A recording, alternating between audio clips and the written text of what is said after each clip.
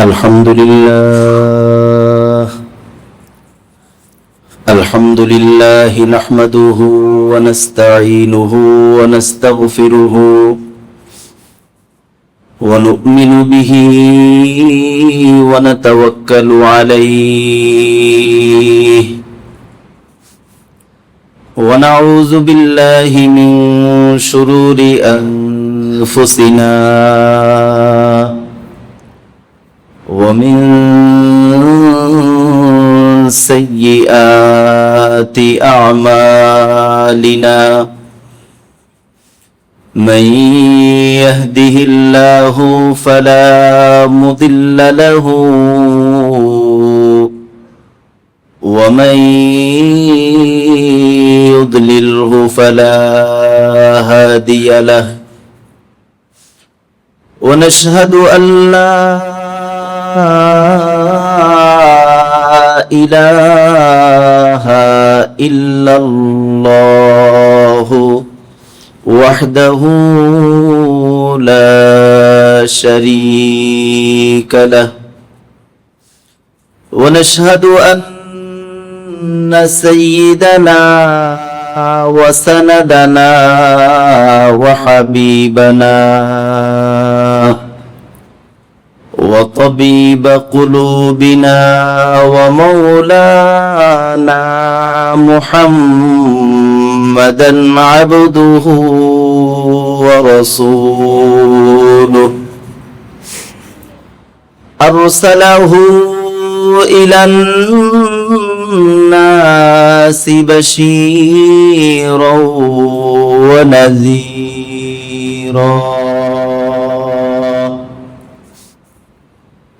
وداعيا إلى الله بإذنه وسراجا منيرا أما بعد فأعوذ بالله من الشيطان الرجيم بسم الله الرحمن الرحيم ولقد آتينا لقمان الحكمة أن اشكر لله ومن شكر فإنما يشكر لنفسه ومن كفر فإن الله غني حميد وقال رسول الله صلى الله تعالى عليه وسلم إياكم والظن فإن الظن أكذب الحديث صدق الله مولانا العظيم وصدق رسوله النبي الكريم ونحن على ذلك لمن الشاهدين والشاكرين والحمد لله رب العالمين সকলে একবার মুহাব্বতের সাথে দুরূদ ইব্রাহিম পাঠ করি। اللهم صل على محمد وعلى آل محمد كما صليت على إبراهيم وعلى آل إبراهيم إنك حميد مجيد اللهم بارك على محمد وعلى آل محمد كما باركت على إبراهيم وعلى آل إبراهيم إنك حميد مجيد نستعين بالله ونتوكل عليه حسبنا الله ونعم الوكيل نعم المولى ونعم النصير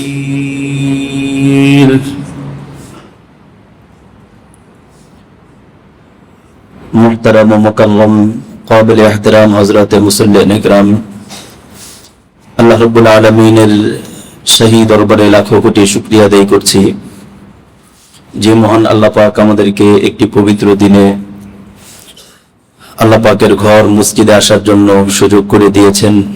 এজন্য আমরা সকলেই হৃদয়ের গভীর থেকে আল্লাহ রাব্বুল আলামিনের শাহী দরবারে শুকরিয়া আদায় করি, আলহামদুলিল্লাহ।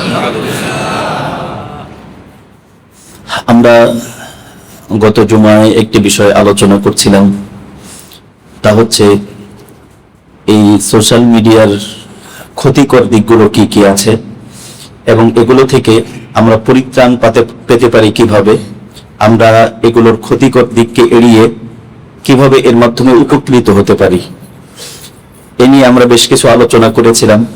আল্লাহ রাব্বুল আলামিন যদি তৌফিক দান করেন আজকেও এই বিষয়গুলো নিয়ে খুবই সংক্ষেপে কিছু আলোচনা করার চেষ্টা করব ইনশাআল্লাহ। আল্লাহ রাব্বুল আলামিন আমাদেরকে গোটা মুসলিম উম্মাহকে এই সোশ্যাল মিডিয়ার ক্ষতিকর বিষয়গুলো থেকে হেফাজত করেন, আমিন। এগুলোর অন্যতম একটি ক্ষতিকর দিক হচ্ছে, বিজ্ঞান এবং গবেষণা বলছে এগুলো এডিকশন তৈরি করে। প্রোগ্রামগুলো এমনভাবে ডিজাইন করা যে একটা প্রোগ্রাম মানুষ দেখবে, বারবার সেটা নোটিফিকেশন আসবে, এটা নিয়ে কে কি লাইক করেছে, কমেন্ট করেছে, মানে ব্রেন সবসময় উদ্বিগ্ন থাকবে, কে ভালো বললো, কে খারাপ বললো, কেউ কে এটাকে পছন্দ করলো কিনা, কেউ কে এটা অপছন্দ করলো কিনা। এই যে ব্রেন যে সবসময় একটা উদ্বিগ্ন থাকে, এটার কারণে বিজ্ঞান বলছে যে মস্তিষ্কে বারবার এই উদ্বিগ্ন থাকার কারণে এক ধরনের ডোপামিন নামক রাসায়নিক ক্ষরণ হয়, যেটা মানুষকে অনেকটা জোয়ার মতো নেশাগ্রস্ত করে তোলে। এই ব্যক্তি কিছুটা নেশাগ্রস্তের মতো হয়ে যায়, সে বসে আছে, বসেই আছে, বারবার কথা বলছে, সে কথার দিকে কান দিচ্ছে না, তাকে গুরুত্বপূর্ণ একটা দায়িত্ব দিয়ে পাঠানো হয়েছে, সে কিন্তু সেটা ভুলেই গিয়েছে, অথবা অন্য এক চিন্তায়, অন্য এক পেরেশানিতে, এই ভাই আপনাকে কি বললাম, ও আচ্ছা আচ্ছা কি যেন বলছিলেন, ও ভুলেই গেছে। এই যে একটা মানসিক একটা কিছুটা একটা অন্যরকম ভাব, এটা এই সোশ্যাল মিডিয়ার কারণেই হয়ে থাকে। এরপরে তার আর একটা বিষয় যেটা চালু করেছে, অটো প্লে। একটা ভিডিও শেষ হবে, এরপরে সাথে সাথে অন্য আর একটা ভিডিওর সামান্য একটু দেখিয়ে দেবে, অথবা তার ছবিটা সামনে নিয়ে আসবে। মানে একটা ভিডিও দেখে যে শেষ হয়ে যাবে এটা না, একটা ভিডিও সে দেখলো, হয়তো কোনো কারণে সে দেখছে, দেখার পরে তার কাজ আছে, সে উঠে চলে যাওয়ার কথা, কিন্তু ওইটা শেষ হওয়ার পরে এমন আর একটা আসছে যেটা আবার দেখতেই হবে, এটা আরো আকর্ষণীয়, আচ্ছা দেখি এটা কি বলছে, এটাই শেষ এরকম না, এরপর আবার আরেকটা আসছে। এরকম করতে করতে দেখা যায় যে আমি তো 3 মিনিটের জন্য বসছিলাম, এ তো 30 মিনিট হয়ে গেছে। এটা মানুষের ব্যক্তিগত জীবনে, সামাজিক জীবনে এবং কার্যত জীবনে এটা মানুষের জন্য অনেক বেশি ক্ষতিকর। এখানে আরেকটা বিষয় যেটা ক্ষতিকর দিক, সেটা হলো এই সোশ্যাল মিডিয়া মানুষকে মানসিক দাসত্বে পরিণত করেছে। এটা কেমন যেন একটা মানুষ সোশ্যাল মিডিয়ার কাছে একটা দাস রূপে পরিণত হয়েছে। দাস মানে আমি তার গোলাম, আমি তার দাস। কিভাবে? আমি তাকে ছাড়া বাঁচি না, তাকে ছাড়া আমার চলেই না। দাসত্ব তো এটাই, আমি এটাকে ছাড়া বাঁচতেই পারি না। আমরা দেখেছি বিমানে যখন মানুষ ওঠে, এই বিমানে কয়েক ঘন্টা তো সোশ্যাল মিডিয়া থেকে দূরে থাকতে হয়। যারা এগুলো অভ্যস্ত, ওই সময়টা থাকতে খুব অস্থির লাগে। আরে এতক্ষণ বসে থাকবো কোনো ফোন ছাড়া, এতক্ষণ বসে থাকবো ফেসবুক ছাড়া, এতক্ষণ বসে থাকবো, তার কাছে অস্থির। মানে তাহলে সে এই 6টা ঘন্টা, 7টা ঘন্টা, 12টা ঘন্টা সে সোশ্যাল মিডিয়া ছাড়া থাকতে পারছে না, তাহলে সে কি পরিমাণ দাসে পরিণত হয়েছে। এই ব্যক্তি কবরে কেমনে থাকবে? যে নাকি সোশ্যাল মিডিয়া ছাড়া 6 ঘন্টা থাকতে পারছে না, 10 ঘন্টা থাকতে পারছে না, মানে তার কাছে খুব বেশি অস্বস্তি লাগছে। নবীজি বলেছেন, তাইসা আব্দুদ দিনারি ওয়াদ দারাহিম, যারা নাকি দিনার দিরহামের গোলাম, যারা নাকি দিনার এবং দিরহামের দাসত্বে পরিণত হয়েছে, নবীজি বলেছেন ওই ব্যক্তি ধ্বংস হয়ে যাক। তো দিনার এবং দিরহামের দাসত্বে পরিণত হওয়া মানে সবসময় দিনারের পিছনে, সবসময় দিরহামের পিছনে, সবসময় টাকা পয়সার পিছনে, সবসময় ব্যাংক ব্যালেন্সের পিছনে পড়ে থাকা, এই ব্যক্তির জন্য নবীজি বদদুয়া দিয়ে বলেছেন ওই ব্যক্তি ধ্বংস হয়ে যাক। কাজেই কোনো ব্যক্তি যদি সোশ্যাল মিডিয়ার এই পরিমাণ দাসে পরিণত হয় যে সোশ্যাল মিডিয়া ছাড়া সে বাঁচতেই পারে না, ওই ব্যক্তির জন্য ধ্বংস অনিবার্য। এরপরে শারীরিক ক্ষতি তো আছেই। বর্তমান আধুনিক গবেষণা বলছে, বিশেষ করে ডাক্তার সাহেবগণ বলেন যে একজন সুস্থ মানুষের 7 থেকে 9 ঘন্টা ঘুমের দরকার, বিশ্রামের দরকার। আর ঘুমের জন্য আল্লাহ রাব্বুল আলামিন রাতকে তৈরি করেছেন। আল্লাহ রাব্বুল আলামিন বলেছেন ওয়াজআলনা নাওমাকুম সুবাতা, আমি তোমাদের বিশ্রামের জন্য ঘুম বানিয়েছি, এবং ওয়াজআলনাল লাইলা লিবাসা, এবং রাত্রিকে তোমাদের জন্য এই বিশ্রামের জন্য আবরণ বানিয়েছি। আল্লাহ রাব্বুল আলামিন মানুষের বিশ্রামের জন্য কত সুন্দর পরিবেশ তৈরি করেছেন। কিন্তু যারা নাকি এই রাত জেগে জেগে এই সোশ্যাল মিডিয়া ব্যবহার করে, স্ক্রলিং করতেই থাকে, সেক্ষেত্রে বিজ্ঞান বলছে, গবেষণা, যে ফোনের আলো মস্তিষ্কের জন্য অনেক বেশি ক্ষতিকর। বিশেষ করে মেলাটোনিন, ঘুমের যে হরমোন আছে, এই ফোনের যে আলো, এটা এই ঘুমের হরমোন সৃষ্টিতে বাধা দেয়। যার কারণে এখানে তো অনেক ডাক্তার সাহেবরাও আছেন, যার কারণে যারা নাকি এইগুলো ব্যবহার করে এদের ঘুমটা গভীর হয় না। প্রথম কথা হচ্ছে ঘুমোতে দেরি হয়। আর মানুষের শেষ রাতের ঘুম, এটা কিন্তু শেষ রাত্রে কিন্তু মানুষ উঠে যাওয়ার কথা। মেন ঘুম যেটা, এই যে 10টা, 11টা, 12টা, 1টা, 2টা, 3টা, 1টা 2টা পর্যন্ত যদি ধরা যায়, বা 2:30 পর্যন্ত, এই সময়টাই কিন্তু মেন ঘুম। ঘুমের যে মেন সময়টা এটা। এজন্য নবীজি ঈশার পরেই দ্রুত ঘুমিয়ে যেতেন। এখনো যারা নাকি বিদেশে যায়, অনেকে বলে যে চায়নার মধ্যে মানুষ খুব আগে ঘুমিয়ে যায়। অমুসলিমরা ইসলামের এই শিক্ষাটাকে তারা ধারণ করেছে। ফজরের পরে এক ভাই চায়নার থেকে এসে বলেছেন যে ফজরের পরে সবাই জাগ্রত, কিন্তু মুসলিমরা ফজরের সময় ব্যাপকভাবে ঘুমিয়ে আছে। এই সোশ্যাল মিডিয়া আমাকে কি ক্ষতি করলো? আমার মস্তিষ্কের যে ঘুমের হরমোন যেটা তৈরি হয় সেটাকে সে বাধা দিল, এবং আমাকে ঘুমোতে দিল না। সে যখন পর্যাপ্ত ঘুমোতে পারলো না, তখন 2টা সুরত। একটা সুরত হচ্ছে যদি ঈমানওয়ালা হয় তাহলে ফজরের সময় উঠে যাবে। তো একজন যদি 1টার সময় ঘুমায়, তাহলে সে যদি তাহাজ্জুদ পড়ে ফজরের সময় যদি একটু আগে ওঠে, তাহলে তার ঘুম পূর্ণ হবে না, সারাদিন তার ভিতরে একটা ঝিমুনি ভাব থেকে যাবে। আর যদি সে ঈমানওয়ালা না হয়, তাহলে তো ফজর পড়বে না, একদম 8টা 9টা পর্যন্ত অনেকে ঘুমায়। হাদিসের মধ্যে আসছে ফজরের নামাজ যে পড়ে না, এটা মুনাফিকের বৈশিষ্ট্য। নবীজি স্পষ্ট করে বলেছেন ইন্না আসকালা সলাতিনা আলাল মুনাফিকিন সলাতুল ইশাই ওয়া সলাতুল ফাজরি। মুনাফিকদের কাছে সবচেয়ে কঠিন 2 ওয়াক্ত নামাজ, একটা হলো ইশার ওয়াক্ত আর একটা হচ্ছে ফজরের ওয়াক্ত। এই 2 ওয়াক্ত নামাজ মুনাফিকের কাছে খুব বেশি কষ্টদায়ক এবং তাদের কাছে খুব বেশি কঠিন। তাহলে দেখা যায় যে সোশ্যাল মিডিয়ার কারণে কেউ যদি ফজরের নামাজে আসতে না পারে, তাহলে এই সোশ্যাল মিডিয়া তাকে মুনাফিকদের কাতারে দাঁড় করিয়ে দিচ্ছে। আল্লাহ পাক আমাদের সমাজকে হেফাজত করুন। আরেকটা বড় সমস্যা হচ্ছে মানুষের দৈনন্দিন রুটিন ভেঙে যাচ্ছে। একজনের যে একটা রুটিন আছে যে আমি এই খাবারের সময় খাবার খাবো, গোসলের সময় গোসল করব, অফিসের সময় অফিস করব, বাসায় আসার পর পরিবারের খোঁজ খবর নেওয়ার সময় পরিবারের খোঁজ খবর নিব। কিন্তু এই সোশ্যাল মিডিয়ায় আকৃষ্ট হওয়ার কারণে এই যে দৈনন্দিন যে রুটিন, এই রুটিনটা তার ভেঙে যাচ্ছে। সে দেখা যাচ্ছে যে যথাসময় খাবার খেতে পারছে না, ঘুমের সময় সে ঘুমাতে পারছে না, গোসলের সময় গোসল করতে পারছে না। যখন তার পরিবারকে সময় দেওয়ার কথা, ওই সময়টা সে সোশ্যাল মিডিয়া আক্রান্ত, পরিবারকেও সময় দিতে পারছে না। অথচ নবীজি স্পষ্ট করে বলেছেন, নবীজি বলেছেন ইন্না লিরাব্বিকা আলাইকা হাক্কান, তোমার রবেরও তোমার উপরে হক আছে। অর্থাৎ তোমার জীবনের একটা সময় তুমি রবকে দিবে, রবের জন্য তুমি বরাদ্দ করবে, এবং ওয়ালি নাফসিকা আলাইকা হাক্কান, তোমার নিজের জন্য তুমি একটা সময় বরাদ্দ করবে, এটাও তোমার হক। শরীর যেন ভালো থাকে, একটু শরীর চর্চা হতে পারে, একটু শরীর ভালো রাখার জন্য যেটা দরকার এই কাজগুলো তোমাকে করা, এবং মুসলিমদের জন্য তুমি কিছু করবে, এটাও তোমার জন্য করা জরুরি। কিন্তু দেখা যায় যে সোশ্যাল মিডিয়া আক্রান্ত হয়ে আকৃষ্ট হয়ে মানুষ এই বিষয়গুলো ভুলে যায়, নিজের খেয়াল পর্যন্ত রাখতে পারে না।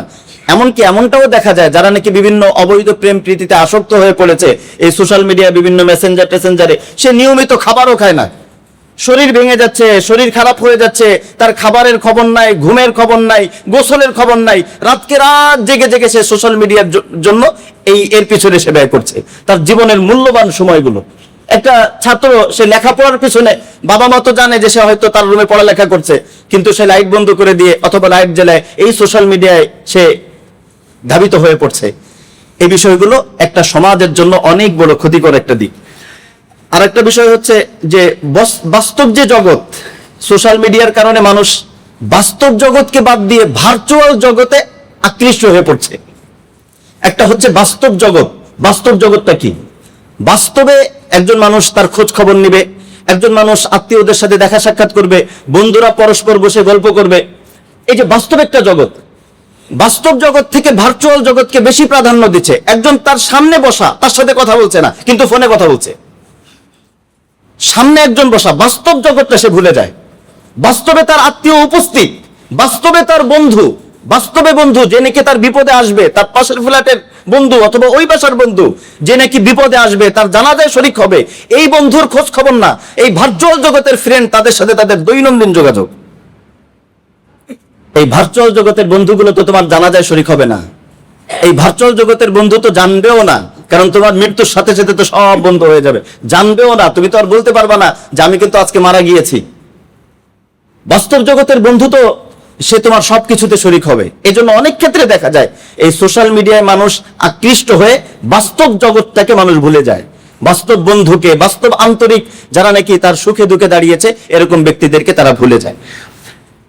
আরেকটা বিষয় যেটা বড় ধরনের একটা ক্ষতি গোটা সমাজকে গ্রাস করছে, সেটা হচ্ছে এই সোশ্যাল মিডিয়ার কবলে পড়ে মানুষ দৈনন্দিন ধীরে ধীরে বিষণ্ণতা, ডিপ্রেশনে ভুগছে ধীরে ধীরে। সেটা কিভাবে ডিপ্রেশনে ভুগে? কেন? এটার কারণ হলো সে নিজেকে নিজে অসুখী ভাবে। সে কিন্তু আল্লাহ পাক তাকে অনেক নিয়ামত দিয়েছিলেন, কিন্তু সে হয়তো অন্যের একটা ভার্চুয়াল জীবন দেখছে, অন্যের একটা ভার্চুয়াল জীবন দেখছে। কয়েকজন মিলে একসাথে আমরা ঘুরতে গেলাম, পারিবারিক একজনের ঘুরতে যাওয়ার ছবিটা দেখছে, ইস ওরা কত সুখী ঘুরতে যায়, অথচ আমরা ঘুরতে যাওয়ার সুযোগ পাই না। নিজেকে নিজে দুঃখী ভাগে। আমি কি পেলাম? একজন হয়তো ভালো কিছু খাবার খাচ্ছে, ওটা ছবি দিচ্ছে যে আজকে এরকম কিছু খাচ্ছি মজা করে, আর সে চিন্তা করে হাই রে আমি তো এরকম খেতে পারি না। অথচ যে নাকি পরিবার নিয়ে ঘুরতে যাচ্ছে তার সংসারেও কিন্তু ঝগড়া হয়। এই ঝগড়া তো আর দেয় না। সেও কিন্তু সবসময় এরকম খাবার খায় না, সেও কিন্তু নর্মাল খাবার খায়, এটা তো আর দেয় না। কিন্তু মানুষ সোশ্যাল মিডিয়ায় দেখে কি? শুধু ভালো ভালোটা দেখে। তখন চিন্তা করে আমি আর কি পেলাম? আমি তো কিছুই পেলাম না, আমি তো পুরো জীবন ব্যর্থ। তখন তার ভিতরে নাশুকরি কৃতজ্ঞতার এই স্বভাবটা তার ভিতরে তৈরি হয়। আল্লাহ রাব্বুল আলামিন তাকে কত, অথচ দেখা যাবে সে যে অবস্থানে আছে এই অবস্থানটা অনেকের স্বপ্ন। অনেকে স্বপ্ন দেখতেছে যে আমি যদি ওই জায়গায় যেতে পারতাম, এটা অনেকে স্বপ্ন দেখতেছে। আর ওই ব্যক্তি ওই জায়গায় থাকার পর মনে করছে আমি তো কিছুই পেলাম না, আল্লাহ তো আমাকে কিছুই দিলেন না, অমুককে ওইটা দিছে, অমুককে এটা দিছে।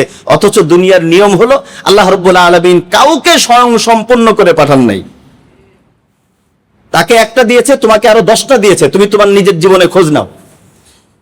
কিন্তু সোশ্যাল মিডিয়ায় কোনো ব্যক্তি যদি এরকম আকৃষ্ট হয়ে পড়ে, তাহলে দেখা যাবে যে নিজের জীবনের অনেক গুরুত্বপূর্ণ বিষয়গুলো সে ভুলে গিয়েছে, এবং সে আল্লাহ রাব্বুল আলামিনের এই অফুরন্ত নিয়ামতগুলো সে ভুলে গিয়ে আল্লাহ পাকের নাফরমানি করছে এবং অবাধ্য হয়ে যাচ্ছে।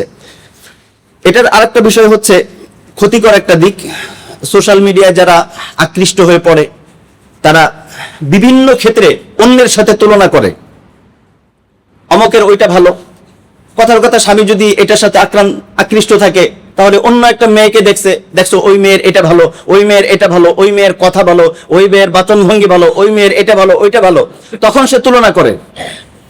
ঘরের স্ত্রীর সাথে তুলনা করে, অথবা যে কোনো একজনের ওইটার সাথে ওইটা ভালো। কথার কথা একজনের একটা জিনিস দেখলাম, ওইটা তো অনেক ভালো, অথচ তার তো সব পূর্ণ জীবন তো আর সোশ্যাল মিডিয়া আসে নাই। তার পূর্ণ জীবনের ভালো 10টা বিষয় সোশ্যাল মিডিয়া আসছে। এরকম ভালো তো তোমার বড় আছে, এরকম ভালো তো অনেকের আছে। একজনের একটা আলোচনা শোনা গেল, এই আলোচনাটা কত সুন্দর, তার সুন্দর আলোচনার 10টা আলোচনা সোশ্যাল মিডিয়া আসছে। এরকম তুমিও যদি চিন্তা করো, তোমার অনেক কিছু এরকম 10টা 12টা 15টা বের হবে। এজন্য দেখা যায় যে সোশ্যাল মিডিয়ায় আকৃষ্ট হয়ে মানুষ অন্যের সাথে তুলনা করতে শেখে, তখন শান্তি হারিয়ে ফেলে। নিজের জীবনে নিজেকে আল্লাহ পাক যা দিয়েছেন সেটাকে সে এই নিয়ামতকে সে ভুলে যায়, মনে করে আমার এই সমস্যা, এই সমস্যা, এই সমস্যা, ওইটা ভালো, ওর অমুকটা ভালো। এই জিনিসটা একজন মানুষের জীবনের সুখ কেড়ে নেয়। এটা যদি কারো ভিতর থাকে তাহলে সে কোনোদিন সুখী হতে পারে না। সোশ্যাল মিডিয়ার আরেকটা ক্ষতিকর দিক হলো, অথচ নবীজি বলেছেন উনজুরু ইলা মান আসফালা মিনকুম। নবীজি বলেছেন তুমি যদি জীবনে সুখী হতে চাও, তুমি তোমার থেকে যে নাকি পদমর্যাদা একটু নিচু আছে তাকে দেখো। দুনিয়ার বিচারে যে নাকি তোমার থেকে একটু নিচু আছে তাকে দেখো। বাড়িওয়ালা ভাড়াটিয়াকে দেখবে, যে আজকে ওই ভাই ভাড়া থাকে, আল্লাহ পাক আমাকে বাড়ি দিয়েছেন, তাহলে সে খুশি হবে, তাহলে সে সুখী হবে। কিন্তু সে যদি উপরওয়ালাকে দেখে, বাড়িওয়ালা যদি চিন্তা করে আমার একটা বাড়ি, দুইটা বাড়ি কার, দুইটা বাড়িকে দেখে। যার মোটরসাইকেল আছে সে চিন্তা করলো গাড়ি আছে কার, গাড়িওয়ালাকে দেখে, এটা না। বরং গাড়িওয়ালা মোটরসাইকেলওয়ালাকে দেখবে যে দেখছো আমার গাড়ি আছে, অমুকের গাড়ি নাই। আর যে নাকি হেঁটে চলছে সে দেখবে যে আমি তো হেঁটে চলতে পারছি, আলহামদুলিল্লাহ আমার পা আছে, অনেকের তো পাই নাই, হাঁটতে পারছে না। আল্লাহ রাসূল সাল্লাল্লাহু আলাইহি ওয়াসাল্লাম বলেছেন উপরে যে আছে সে একটু তুলনামূলক নিচের দিক যে আছে তাকে দেখবে, তাহলে শান্তি পাবে। এরপরে সোশ্যাল মিডিয়ার আরেকটা ক্ষতিকর দিক হচ্ছে যোগ্যদের যথাযথ অনেক ক্ষেত্রে যোগ্যরা মূল্যহীন হয়ে যায়। যেমন ধরুন একজন ডাক্তার, তিনি অনেক দক্ষ এবং যোগ্য, অভিজ্ঞ, কিন্তু তিনি সোশ্যাল মিডিয়ায় অতটা পরিচিত নন, সোশ্যাল মিডিয়ার জগতে তিনি অতটা পরিচিত নন। আর একজন ডক্টর, তিনি অতটা দক্ষ না, কিন্তু সোশ্যাল মিডিয়া কোনো না কোনো ভাবে তিনি পরিচিতি লাভ করেছেন। তখন দেখা যাবে যে মানুষ ওই যোগ্য ব্যক্তিকে চিনবেও না, যে নাকি অযোগ্য অথবা ওনার মতো অত যোগ্য না, তারপরেও গোটা মানুষ ভাইরাল হয়ে দেখা যাবে যে তার ফ্যান ফলোয়ার, লাইক, কমেন্টস অনেক। তখন প্রকৃত যোগ্য অনেক ব্যক্তি আছে যারা চোখের আড়াল হয়ে যায়। আমরা যদি ধর্মীয় দৃষ্টিকোণ থেকে দেখি, আমাদের দেশে অথবা পুরো পৃথিবীর ভিতরে এমন অনেক বিজ্ঞ আলেম আছেন যারা নাকি সোশ্যাল মিডিয়ায় অতটা পরিচিত না। আবার এমন অযোগ্য এমনও কিছু ব্যক্তি আছে যারা সোশ্যাল মিডিয়ার ভিতরে অনেক পরিচিত। মানুষ ওই সোশ্যাল মিডিয়ার পরিচিতি এবং লাইক, কমেন্টস এবং ফলোয়ার দেখে মানুষের যোগ্যতা বিচার করে। অথচ অনেক ফলোয়ার, অনেক লাইক যারা করে, এরকম ব্যক্তি আছে যারা নাকি দুনিয়ার মূর্খ, দুনিয়ার অশিক্ষিত, রাত 1টা 2টা 3টা পর্যন্ত রাত জেগে জেগে যারা লাইক কমেন্টস করে, তারা তো কোনো ভদ্র মানুষ না। এই অভদ্র মানুষের লাইক কমেন্টস এর কারণে অনেক মূল্যবান এবং যোগ্য ব্যক্তিরা সমাজের মধ্যে মূল্যহীন হয়ে যায়। মনে করো অমুকের তো লাইক নাই, আরে লাইক গুলো দেশে কে নামাজ না পড়ে পড়ে রাত 1টা 2টা 3টার সময় সব বখাটে ছেলেগুলো তার লাইক দিছে, বখাটে মেয়েগুলো তারা লাইক দিছে। তো লাইক কমেন্টস তো একজন মানুষের যোগ্যতার মানদণ্ড হতে পারে না। ফলোয়ার তো রাসূল সাল্লাল্লাহু আলাইহি ওয়াসাল্লাম যখন দুনিয়ার থেকে চলে যান, তখন গোটা পৃথিবীর মধ্যে রাসূলের ফলোয়ার কতজন ছিল? গোটা পৃথিবীর সবচেয়ে বেশি ফলোয়ার কি নবীজির ছিল ওই সময়? তো ফলোয়ার দেখেই কি মানুষের যোগ্যতা মাপা যায়? ফলোয়ার, লাইক, কমেন্টস এগুলো কোনোদিন কোনো মানুষের যোগ্যতার মানদণ্ড হইতে পারে না। এই সোশ্যাল মিডিয়া মানুষকে এই বড় ধর্মীয় দিক দিয়ে বড় ক্ষতি করে দিয়েছে। এমন কিছু মানুষ যাদের না এলেম আছে, না আমল আছে, না আখলাক আছে, কিন্তু তাদের ফ্যান ফলোয়ার অনেক, তাদের বিরুদ্ধে কোন যোগ্য বিজ্ঞ ব্যক্তিও যদি কোনো কথা বলে এটা সমাজে স্বীকৃত হবে না। আরে আপনি কি বোঝেন, উনি বলছে। এই সোশ্যাল মিডিয়া এই ক্ষতিটা আমাদের করছে। এরপরে আরেকটা ক্ষতি হলো সোশ্যাল মিডিয়ায় মানুষ বিশেষ করে সামান্য কিছু বিষয় হলে উপহাস করা, ট্রল করা, কাউকে নিয়ে ঠাট্টা বিদ্রুপ করা, এটা ব্যাপকভাবে ছড়িয়ে পড়ছে। এক মুসলিম আর এক মুসলিমকে ঠাট্টা করছে, উপহাস করছে, এই গালাগালি, বকাবকি, যা মন চায় তাই করছে। অথচ কুরআনুল কারীম আল্লাহ রাব্বুল আলামিন কি বলছেন? সূরা হুজুরাতের 11 নম্বর আয়াত আল্লাহ রাব্বুল আলামিন বলেছেন, ইয়া আইয়ুহাল্লাযীনা আমানু লা ইয়াসখর কওমুম মিন কওমিন আসা আন ইয়াকুনু খায়রাম মিনহুম। আল্লাহ বলেছেন, হে ঈমানওয়ালারা, তোমরা কখনো একজন আরেকজনকে নিয়ে ঠাট্টা বিদ্রুপ করবে না। কারণ এমনটাও তো হতে পারে তুমি যাকে নিয়ে ঠাট্টা বিদ্রুপ করছো ওই ব্যক্তি আল্লাহর কাছে তোমার চেয়ে বেশি প্রিয় তো হতে পারে। এজন্য আমি যাকে ঠাট্টা করছি, বিদ্রুপ করছি, আমাদের সমাজে অনেক সময় দেখা যায় বিভিন্ন অপরাধ এই সোশ্যাল মিডিয়ায় ছড়িয়ে পড়ে। অপরাধ তো অবশ্যই অপরাধ, অপরাধ যে করবে তাকে উপযুক্ত বিচার হতে হবে, তাকে শাস্তি হতে হবে, এটা তো অবশ্যই স্বীকৃত। কিন্তু অপরাধের ভিডিওগুলো যে আপনি দেখছেন, একদম বারবার দেখছেন, এটা কি আপনার জন্য ঠিক হয়েছে?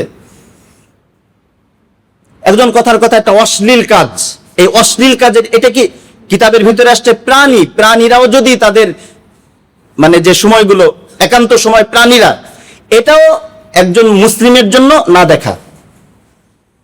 একটা প্রাণী সে তার একান্ত সময় কাটাচ্ছে, প্রাণী এটাও একজন মুসলিম সেদিকে না তাকানো। আপনি তাকায় দেখছেন যে একটা গরুর সাথে একটা গরু কিভাবে শারীরিক সম্পর্ক করছে, এটাও কিন্তু কিতাবে নিষেধ আসছে। এই সোশ্যাল মিডিয়ার বদৌলতে এই অশ্লীলতাগুলো সমাজের মধ্যে ব্যাপকভাবে ছড়িয়ে দিচ্ছে সবাই। আমি হয়তো কাউকে খাটো করার জন্য অথবা আমি যে কোনো কারণে আমি ছড়িয়ে দিচ্ছি, এটা তো বাচ্চাদের হাতে, শিশুরাও তো দেখতেছে এগুলো। তাহলে শিশুরা প্রাপ্তবয়স্ক হওয়ার আগেই তারা সব বিষয় তারা জেনে যাচ্ছে, এটা তো সমাজের জন্য ভালো হচ্ছে না। এজন্য অনেক সময় দেখা যায় এই বিষয়গুলো, একটা হলো অপরাধ, আরেকটা জিনিস একটু খেয়াল করি আমরা, অপরাধ করা আর অপরাধ প্রকাশ পাওয়া এক জিনিস না। অনেক অপরাধী আছে, অনেক বড় বড় অপরাধী সমাজে প্রকাশ হচ্ছে না, অনেক আছে। এজন্য আমার অপরাধ প্রকাশ পেয়ে গেছে মানে এই দেশের ভিতরে শুধু আমি একাই অপরাধী, আর কোনো অপরাধী নাই, বিষয়টা কিন্তু এটা না। আল্লাহ রাব্বুল আলামিন যে কারো সময় যে কারো অপরাধ প্রকাশ করে দিতে পারেন। এজন্য অপরাধ কারো প্রকাশ পেয়েছে আর আমি এটাকে নিয়ে মজা করলাম, ট্রোল করলাম, কালকে যদি তোমার ভিডিও ফাঁস হয়, কালকে যদি তোমার অপরাধ প্রকাশ, আল্লাহ রাব্বুল আলামিনের একটা নাম হচ্ছে সাত্তার, আল্লাহ পাক দোষ ত্রুটি ঢেকে রাখেন। আল্লাহ রাব্বুল আলামিনের কিতাবের ভিতরে আসছে এই সাত্তার নাম যদি আল্লাহ না থাকতো, আল্লাহ যদি কারো দোষ ত্রুটি ঢেকে না রাখতেন, সমাজে একজন আরেকজনের মুখ দেখাইতে পারতো না। তাহলে একটা অপরাধ প্রকাশ পেয়েছে এর অর্থ হলো গোটা দেশের মধ্যে মাশাআল্লাহ আর কোনো অপরাধী নাই। এমনও হয় ওর চেয়ে বড় অপরাধী যে সেও ওই ব্যাপারে ট্রল করে। এজন্য এই বিষয়গুলো ঠিক না। দেখেন হাদিসটা কি, এই হাদিসটা পড়ার পরে শরীরে লোম দাঁড়িয়ে যায়। আল্লাহ নবী কি বলেছেন? আল্লাহ নবী বলেছেন মান আইয়ারা আখাহু বিজামবিন, ভালো করে শুনবেন সবাই, দিন শেষে যাই হোক, আমরা যে যাই করি দিন শেষে মরতে তো হবে, এই কথাটা মাথায় রাখতে হবে। আমি যাই করি আমার অনেক কিছু আছে, আমি হয়তো ঢেকে দিতে পারি, কিন্তু মাটির নিচে যেতে তো হবে, সেখানে জবাব তো দিতে হবে, আল্লাহর কাছে মুখ তো দেখাইতে হবে। আল্লাহ নবী বলেছেন মান আইয়ারা আখাহু বিজামবিন, কেউ যদি কোনো মুসলিমকে কোনো অপরাধের কারণে তিরস্কার করে, লজ্জা দেয়, আরে ভাই অপরাধ তো হতেই পারে, হ্যাঁ অপরাধ হয়েছে তোমার শাস্তি হবে, অপরাধ হয়েছে আদালত আছে, অনেক কিছু তাকে শাস্তি হবে, তার যা করার অপরাধীকে ছাড় দেওয়া হবে না। আমরা স্পষ্ট করে বলি কোনো অপরাধী ছাড় পাবে না। একটা হলো শাস্তি দেওয়া, আরটা হচ্ছে উপহাস করা, দুটো কি এক? শাস্তি তো শাস্তি, শাস্তি যত গুরুতর আমরা বলি সর্বোচ্চ শাস্তি অপরাধীকে দিতে হবে, কিন্তু আপনি ট্রল করেন না, উপহাস করেন না, ঠাট্টা করেন না। কেন? নবীজি বলেছেন কেউ যদি কোনো অপরাধীকে নিয়ে ঠাট্টা করে তাহলে ওই অপরাধ করার আগ পর্যন্ত তার মৃত্যু হবে না। আমি আমার এই ক্ষুদ্র অভিজ্ঞতায় আমি আমার এই সামান্য অভিজ্ঞতা, আমার বয়স তো খুব বেশি না, এই অভিজ্ঞতায় একজনকে মারতেও দেখেছি এক অপরাধীর কারণে, এক অপরাধীকে মারতেও দেখেছি, ওই ব্যক্তিকেই ওই অপরাধের কারণে মার খাইতেও দেখছি। আমি নিজে একটা অপরাধীকে একজন মারছে, খুব কটাক্ষভাবে মারছে, সেম একই অপরাধের কারণে যে মারলো কয়েক বছরের ব্যবধানে আমি ওই ব্যক্তিকে ওই সেম অপরাধের কারণে মায়ের খাইতেও দেখছি, আমি নিজের চোখে, কোনো শোনা কথা না। এজন্য আল্লাহর কাছে শুধু দোয়া করবো যে আল্লাহ আপনি আমার ইজ্জতকে হেফাজত করেন। আজকে অমুকের ইজ্জত শেষ হয়ে গেল, আমারটা কালকে শেষ হবে না, তার ডকুমেন্ট কি? এজন্য আমি এতটা অহংকারী অথবা আমি এতটা নিজেকে নির্ভীক কেমনে মনে করি, আমি এত আল্লাহর বড় ওলি হয়ে গেলাম কেমনে? এজন্য খবরদার, কোন মুসলিমের অপরাধ যেই হোক, সে যেই হোক, তার অপরাধ নিয়ে আমি কটাক্ষ করব না, বরং আমি কান্নাকাটি করব যে আল্লাহ আপনি কত মেহেরবান, আপনি আমার অন্যায়টা প্রকাশ করেন নাই, আপনি কত মেহেরবান, আমার অন্যায়টা প্রকাশ করেন নাই, আপনি আমার অন্যায়গুলো প্রকাশ করেন না। এভাবে যদি আমরা চলি তাহলে আল্লাহ রাব্বুল আলামিন আমাদেরকে সর্ব ধরনের অন্যায় থেকে, বেইজ্জত হওয়া থেকে আশা করি হেফাজত করবেন। এরপরে আরেকটা সমস্যা যেটা দেখা যায় সমাজের ভিতরে, এই সোশ্যাল মিডিয়ার কারণে মানুষের দোষ খোঁজা, দোষ প্রকাশ করার প্রতি অনেকে আগ্রহী থাকে। কিভাবে কার দোষ পাওয়া যায়, এই শুধু দোষ খোঁজা, অথচ দোষ খুঁজতে হাদিসে নিষেধ করা হয়েছে।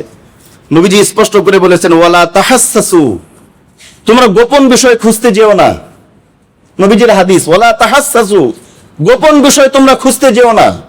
দেখি কি করে বাসা, এটা হলো খোঁজ খবর রাখা, এটা ভিন্ন জিনিস। আরেকটা হচ্ছে স্ত্রীর মোবাইল নিয়ে দেখি তুমি কি করো, এটা কার নাম্বার, কার সাথে কথা বলছো, দেখি তার সাথে আমি একটু কথা বলে দেখি। এই বেশি দোষ খোঁজা, এটা হাদিসে নিষেধ আসছে। ওয়ালা তাহাসসাসু, তোমরা মানুষের দোষ খুঁজতে যেও না। ওয়ালা তাজাসসাসু, তোমরা গোয়েন্দাগিরি করো না। হ্যাঁ, গোয়েন্দাগিরি করা, সরকারের পক্ষ থেকে গোয়েন্দাগিরি করা, এটা অবশ্যই ঠিক আছে। অপরাধীকে শনাক্ত করার জন্য গোয়েন্দাগিরি অবশ্যই করবে, অপরাধীকে শনাক্ত করার জন্য এই গোয়েন্দাগিরি জায়েজ আছে এবং এটা অবশ্যই করা দরকার।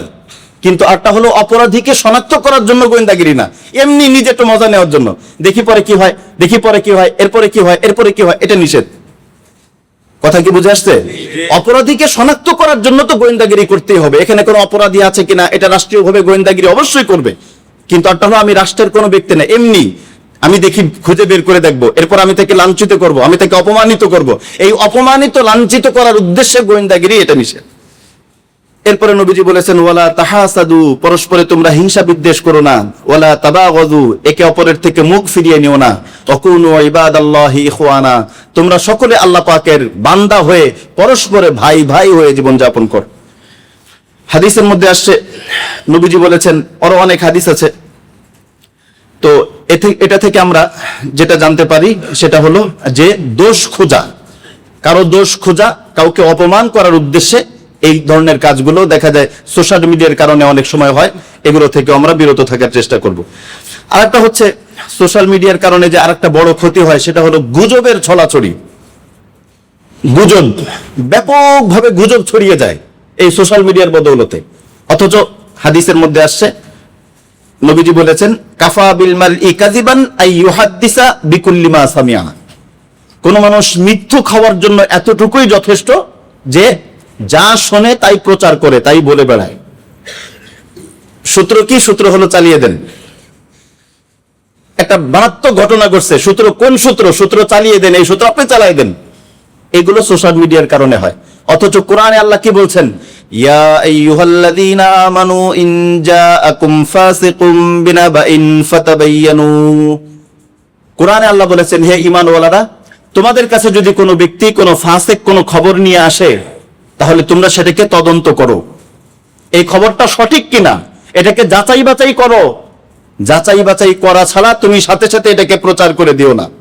আমার হাতে শক্তি আছে, শেয়ার বাটন আছে, আমি শেয়ার করে দিলাম, অথচ মিথ্যা একটা কথা। অনেক সময় দেখা যায় মিথ্যা হাদিস, যারা সোশ্যাল মিডিয়ায় মিথ্যা হাদিস, এই কথা নবীজি বলেন নাই, শেয়ার করে দেয়।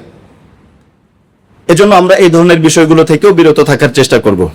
আরেকটা হলো সোশ্যাল মিডিয়ার বড় বাধা, আমার কাছে যেটা মনে হয়, এতগুলো তো বাধা বললাম, আমার কাছে যেটা একটা বড় বাধা মনে হয় সেটা হলো সোশ্যাল মিডিয়ায় যারা নাকি আকৃষ্ট হয়ে পড়ে, আমাদের অনেক ভাইরা আছেন যারা নাকি তাদের জীবনকে শুধরাতে চান, তারা আমাদের কাছে আসার পর বলে যে হযরত, আমি তো জীবন শুধরাতে চাওয়ার পরেও শুধরাতে পারি না। কেন? এই সোশ্যাল মিডিয়ার কারণে। সে কি করে? সোশ্যাল মিডিয়ার একটা অভ্যাস হলো যে যে ধরনের ভিডিও দেখে তার কাছে ওইগুলোই পাঠায়, যে যেটা খুঁজবে তার কাছে ওইটাই আসবে। এখন একটা ছেলে একটা সময় খারাপ ছিল, তার কাছে খারাপ ভিডিওগুলো আসছে, সে ওইগুলোই দেখতো। এখন সে ভালো হয়ে গেছে, সোশ্যাল মিডিয়া তো জানে না যে সে তওবা করছে, সোশ্যাল মিডিয়া তো এটা জানে না যে সে তওবা করছে, সে ভালো হয়ে গেছে, সে তার জীবনকে গড়তে চায়, এটা তো জানে না। সেই ব্যক্তি তওবা করার পরও তার কাছে ঠিক ওই খারাপ বিষয়গুলো বারবার পাঠাবে। তখন দেখা যায় যে একজন ভালো হওয়ার চেষ্টা করার পরও এই সোশ্যাল মিডিয়া তাকে ভালো হতে দেয় না। এটা একটা বড় খারাপের একটা দিক। আর একটা দিক হলো ধোঁকা, প্রতারণা। এটা তো আমরা জানি ব্যাপকভাবে ধোঁকা প্রতারণার একটা কারখানাই হলো সোশ্যাল মিডিয়া। ব্যাপকভাবে সব দিক দিয়েই ধোঁকা প্রতারণা। বিশেষ করে ফেসবুকের ভিতরে ছেলে মেয়ে সেজে কথা বলছে, মেয়ে ছেলে সেজে কথা বলছে। একজন একটা ঘটনা শুনাইছিল যে একটা ছেলে একটা মেয়ের পর আকৃষ্ট হয়েছে ফেসবুকে। তো দীর্ঘদিন আকৃষ্ট হয়ে প্রেম প্রীতি করার পরে এখন এই ছেলে বলতেছে যে ওই মেয়েকে যে আমি তোমাকে বিয়ে করব। আচ্ছা ঠিক আছে, এরকম দীর্ঘ সম্পর্ক হয়েছে, মাঝে তাদের হাদিয়া গিফট আদান প্রদান হয়েছে, কিন্তু একজন আরেকজনকে দেখে নাই। হঠাৎ করে ওই মেয়েটা একদিন ফোন দিয়ে বলতেছে যে আসলে আপনাকে বিয়ে করা আমার দ্বারা সম্ভব না। কেন? কারণ হলো আমি কালো, দেখতে শুনতে অত ভালো না। তো সে বলতেছে যে, ছেলেটা বলতেছে যে আসলে কালো যদি হয়, তোমারে পছন্দ করছি তো করছি, কালোই বিয়ে করব। পরে বলছে আরো সমস্যা আছে। কি সমস্যা? সমস্যা হলো আমি বিবাহিত, আমার বিয়ে আছে। সমস্যা নাই, বিয়ে যদি থাকে তাও বিয়ে করব। এরপর আরো সমস্যা আছে। কি সমস্যা? আমার সন্তান আছে। আচ্ছা ঠিক আছে, সমস্যা নেই, সন্তানও যদি থাকে তারপরেও বিয়ে করব। এরপরে বলে আরো সমস্যা আছে। কি সমস্যা? আমি আসলে মেয়ে না, আমি ছেলে। এই যে ধোঁকা, সোশ্যাল মিডিয়ার বদৌলতে এই যে ধোঁকাগুলো, এগুলো সমাজের মধ্যে ছড়িয়ে পড়ছে। আরেকটা বড় হলো অশ্লীলতার ছড়াছড়ি। সেটা তো আমরা জানি ব্যাপকভাবে অশ্লীলতা সমাজের মধ্যে যত কিছু আছে সেগুলো ছড়াচ্ছে এগুলোর মাধ্যমে। আর আরেকটা বিষয় যেটা আমার কাছে এটাও গুরুতর মনে হয়েছে, সোশ্যাল মিডিয়ার কারণে মানুষ শরীয়তকে অসম্ভব মনে করছে। শরীয়তকে অসম্ভব মনে করছে। যেমন যে নাকি সোশ্যাল মিডিয়ায় আসক্ত, সে বলবে যে ফেসবুকের ভিতরে তো মেয়েদের ছবি আছেই, তো এটাকে দেখা ছাড়া কেমনে বাঁচা সম্ভব? তাহলে সে বুঝাচ্ছে যে মেয়েদের ছবি দেখা ছাড়া জীবনযাপন করা সম্ভব না। তো যারা নাকি জীবনযাপন করে অথবা আগে যারা করেছে তারা, অথচ শরীয়তকে অসম্ভব না সম্ভব, কিন্তু সে এটার প্রতি আকৃষ্ট হওয়ার কারণে সে মনে করছে সম্ভব না। আর একটা ক্ষতিকর দিক হচ্ছে যে শরীর চর্চা, এটা মুসলিম যুবকদের জন্য, মুসলিমদের জন্য অত্যন্ত গুরুত্বপূর্ণ দিক হচ্ছে শরীর চর্চা। নবীজি শরীর চর্চার প্রতি অনেক গুরুত্ব দিয়েছেন। হাদিসের মধ্যে আসছে, নবীজি বলেছেন আল মুমিনুল কবি খায়রুন মিনাল মুমিনিদ দাঈফ। যে নাকি শক্তিশালী মুমিন, যে নাকি সুঠাম দেহের অধিকারী, সুস্থ দেহের অধিকারী, শক্তিশালী পুরুষ এই অথবা শক্তিশালী মুমিন, সে দুর্বল মুমিন থেকে আল্লাহর কাছে উত্তম। যারা নাকি সোশ্যাল মিডিয়া আক্রান্ত হয়ে পড়ে, আকৃষ্ট হয়ে পড়ে, এটাতে আসক্ত হয়ে পড়ে, তারা দেখা যায় এই শারীরিক যে সুস্থতা, শারীরিক যে ব্যায়াম, শরীর চর্চা, এগুলোর প্রতি তাদের ভ্রুক্ষেপ থাকে না। সারাদিন শুয়ে শুয়ে শুয়ে শুয়ে এগুলো করে আর শরীর আস্তে আস্তে ভারী হইতে থাকে। অথচ এটা ইসলামী শিক্ষা না। আমাদের অনেক ভাই জিজ্ঞেস করেন, হুজুর খেলা দেখার বিধান কি? ইসলামে খেলতে বলেছে শরীয়ত সম্মত ভাবে, সতর ঢেকে পরিপূর্ণ আরো যে শর্তগুলো আছে। আপনি খেলাধুলা করেন, সমস্যা নাই, শরীর চর্চার নিয়েতে, শরীর চর্চার নিয়েতে আপনি খেলাধুলা করেন, যেটা শরীর দেওয়া লাগে এরকম খেলাধুলা, জায়গায় বসে জুয়ার মতো, ক্যামবোর্ডের মতো, লুডুর মতো এরকম খেলাধুলা না। শরীর চর্চা কর, যেরকম রাসূল সাল্লাল্লাহু আলাইহি ওয়াসাল্লাম তীর নিক্ষেপ করেছেন, তীর নিক্ষেপ করার প্রতি উৎসাহী হয়েছেন। ওই সময় তীর নিক্ষেপ করা যুদ্ধের একটা ছিল, যুদ্ধের একটা প্রস্তুতি ছিল। তা এই ধরনের যেটাকে শরীর ঠিক রাখা যায় এরকম খেলাধুলা করেন। নবীজি হযরত আয়েশা রাদিয়াল্লাহু তাআলা আনহার সাথে দৌড় প্রতিযোগিতা দিয়েছেন। এখন খেলাধুলা সব মোবাইলের মাধ্যমে।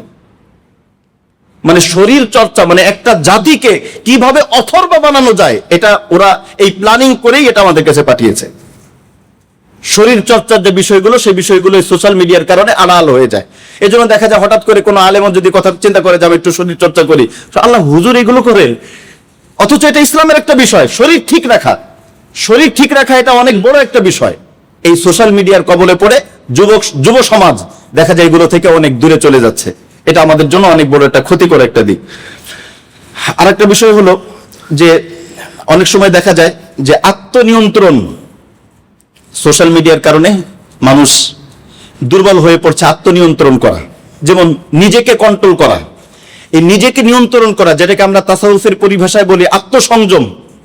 এই আত্মসংযম, এটা ধীরে ধীরে মানুষ এটা থেকে দুর্বল হয়ে পড়ছে। সে মনে করছে আত্মসংযম সম্ভব না, মানে নিজেকে কোনো কিছু থেকে বিরত রাখা। আর মানুষ আর প্রাণীদের মধ্যে পার্থক্যই হলো এইটা। বুঝতেছেন সবাই? একটা গরুর মধ্যে আর মানুষের মধ্যে পার্থক্য কি? এই আত্মসংযম।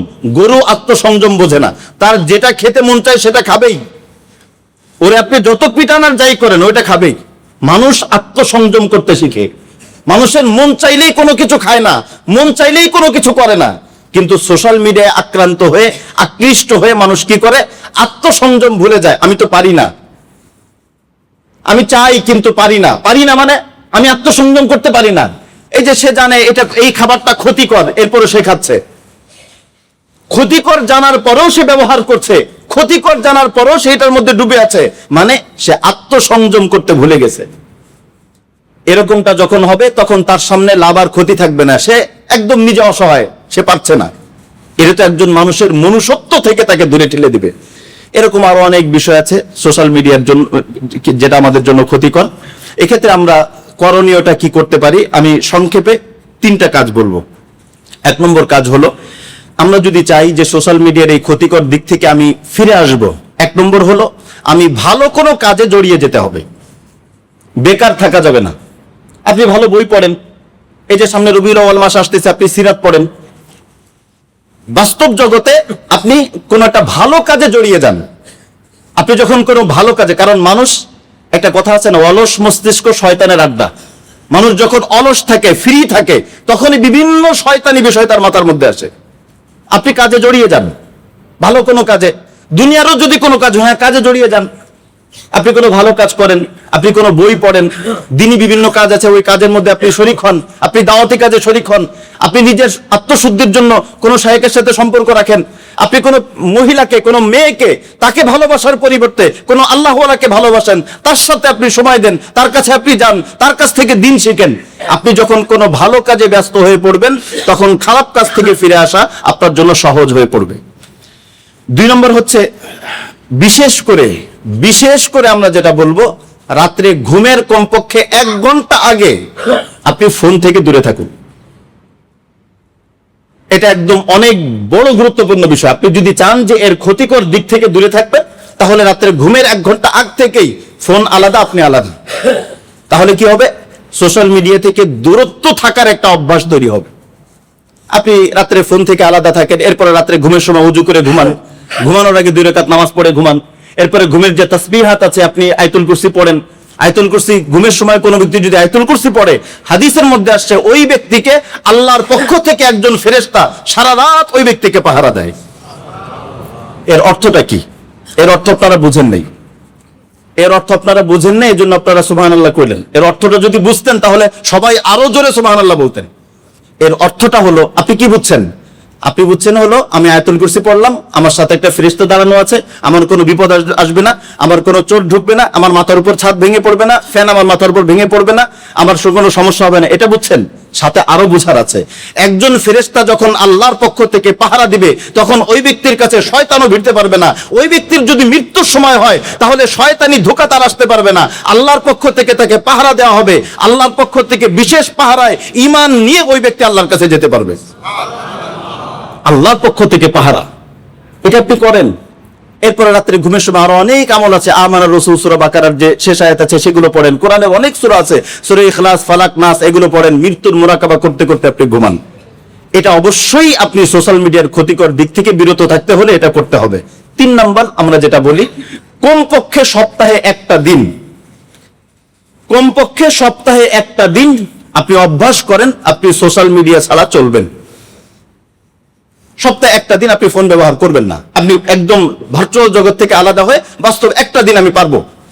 আপনি চিন্তা করবেন সপ্তাহে 7টা দিনের ভিতরে, হ্যাঁ প্রয়োজন থেকে একটা দিন, যে কোনো একটা দিন আমি এটা ব্যবহার করব না, আমি বাটন সেট ব্যবহার করতে পারি। এভাবে যদি অভ্যাস হয়, এই জন্য আমরা ওই যে আমাদের যে ইসলাহি মজলিস হয় মাসে, আমরা ওইটার মধ্যে সিস্টেম রাখছি যে শুধু মজলিসই হয় না, সারা রাত আমাদের প্রোগ্রাম হয়। সারা রাত মানে ওই 1 রাত যেন কই মাসের মধ্যে একটা রাত কেউ সোশ্যাল মিডিয়া ব্যবহার না করে। কমপক্ষে এতটুকু হোক যে মাসের একটা দিন সোশ্যাল মিডিয়া থেকে দূরে থাকতে সে একটু অভ্যস্ত হোক। এজন্য আমরা যদি চাই যে এটার ক্ষতিকর দিক থেকে আমরা বিরত থাকবো, তাহলে কমপক্ষে এতটুকু করুন যে সপ্তাহে একটা দিন আমি এটা ব্যবহার করব না। তাহলে ধীরে ধীরে এটার প্রতি আকৃষ্ট হওয়া, এই মনোভাবটা কমে যাবে এবং সোশ্যাল মিডিয়া থেকে দূরত্ব অবলম্বন করার অভ্যাসটা জীবনে গড়ে উঠবে। তাহলে আমরা দেখবো যে এই দীর্ঘ আমরা প্রায় 50টার মতো ক্ষতিকর দিক আমরা 2 জুমা মিলে আলোচনা করেছি। এই ক্ষতিকর দিক থেকে যদি আমরা দূরত্ব অবলম্বন করতে পারি, দূরে থাকতে পারি, আমাদের জীবনটা সুন্দর হবে, বরকতময় হবে। এই জীবনের উপরে আল্লাহ রাব্বুল আলামিন খুশি হবেন। আল্লাহ রাব্বুল আলামিন আমাদের সকলকে এই সংক্ষিপ্ত সময় যা কিছু বলা হলো, সোশ্যাল মিডিয়ার সব ধরনের ক্ষতিকর দিক থেকে দূরত্ব অবলম্বন করে আমাদের সকলকে আল্লাহ রাব্বুল আলামিনের আনুগত্যের জীবন অর্জন করার তৌফিক দান করেন। আমিন। ওয়া আখিরু দাওয়ানা আনিল হামদুলিল্লাহি রাব্বিল আলামিন।